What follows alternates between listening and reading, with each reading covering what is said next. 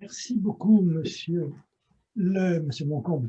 Il est tradition normalement de ne pas avoir de questions après la présentation d'une conclusion, mais comme je crois qu'on a beaucoup de temps d'avance dans notre timing, on va pouvoir peut-être prendre quelques questions. Moi, j'en ai une en particulier dans ce que vous venez de dire. Vous avez parlé de 4 incertitudes, moi j'en aurais une cinquième, mais que je crois que vous n'avez pas abordée.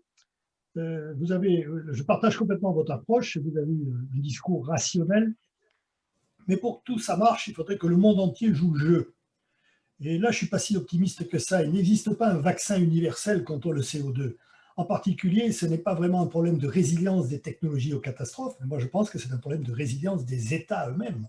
Vous n'avez pas pris cette dimension des États qui risquent de dégénérer en quelque sorte. Je partage évidemment votre avis. Malheureusement, nous n'avons pas que 4 incertitudes. J'ai essayé de focaliser sur ce qui me semblait être les plus importantes et ce qui me semblait être aussi les plus importantes pour nous dans le cadre d'une réflexion que je sens quand même aujourd'hui plutôt européenne. J'ai insisté sur le fait que, je crois, j'ai peut-être pas assez, sur le fait que l'enjeu climatique, ce n'était plus du tout aujourd'hui seulement dans les pays industrialisés, mais c'était donc encore moins uniquement en Europe, mais que c'était ailleurs dans le monde. En étant un peu provocateur, si on atteint la neutralité carbone en Europe, mais si ailleurs dans le monde il ne se passe rien, on a perdu notre temps. On a raté. Donc ça veut dire que dès le début, il faut concevoir nos stratégies carbone pas du tout comme des stratégies qui vont réussir en Europe, mais comme des stratégies qui vont réussir dans le monde. Pas l'Europe, mais vous savez, le monde, il y a aussi les États-Unis, et on a eu des grandes craintes avec les États-Unis récemment à ce propos. On peut avoir des grandes craintes dans à peu près tous les pays. Exactement. Alors moi, j'ai des questions qui arrivent.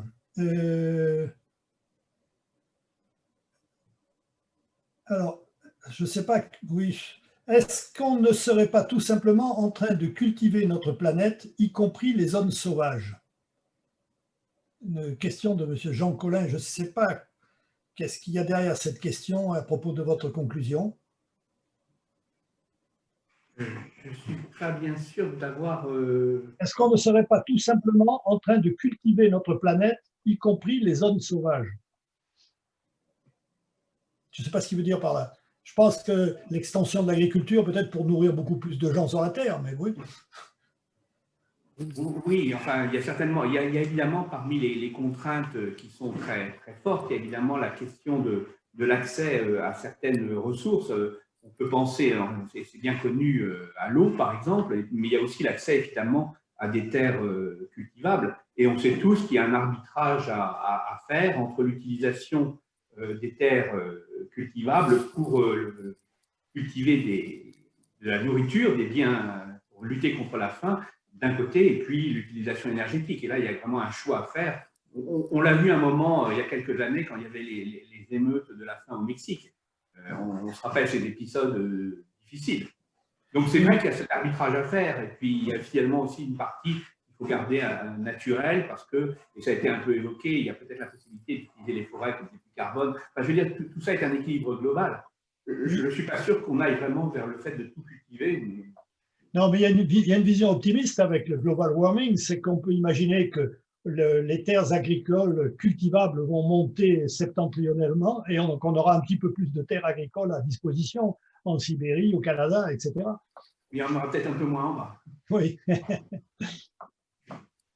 Bon, ah oui, j'ai une question de M. Bacon. Vous avez parlé de résilience des entreprises et pour celle des États face à l'afflux des réfugiés climatiques. Ouais, on en a un petit peu parlé. Oui, enfin, j'ai parlé d'une forme de résilience et j'ai donné quelques exemples.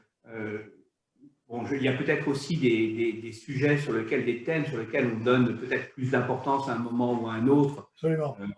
Voilà, donc je crois que, en fait, en replaçant les choses dans le temps, je pense que la résilience. Alors, il y a une vraie question en revanche. Il y a une vraie question dans la durée qui est de savoir quelle sera l'importance des migrations climatiques si malheureusement on s'oriente vers cette possibilité, si des zones du monde deviennent complètement inhabitables.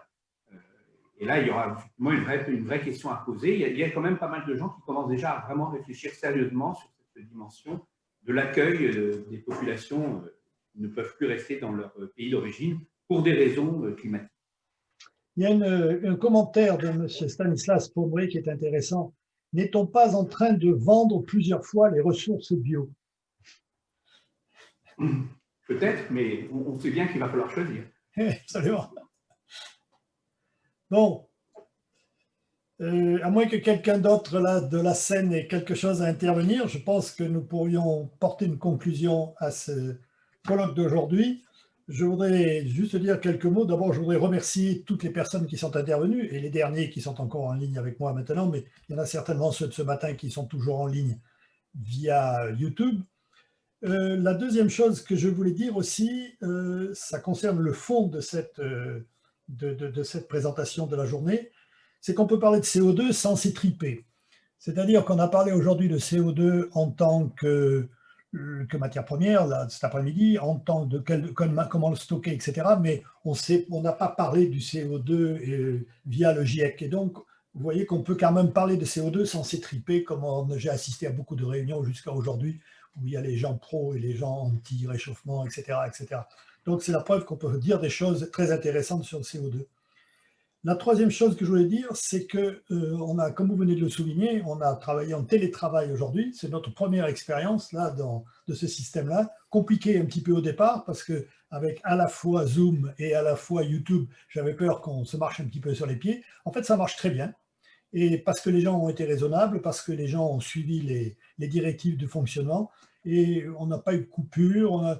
Donc, je pense que c'est quelque chose, si on n'arrive pas à se sortir très vite de ce Covid, qu'on pourra renouveler dans différents cas, d'autant plus que j'ai vu qu'il y avait beaucoup de gens reliés à YouTube, on a atteint presque les 200 dans la journée.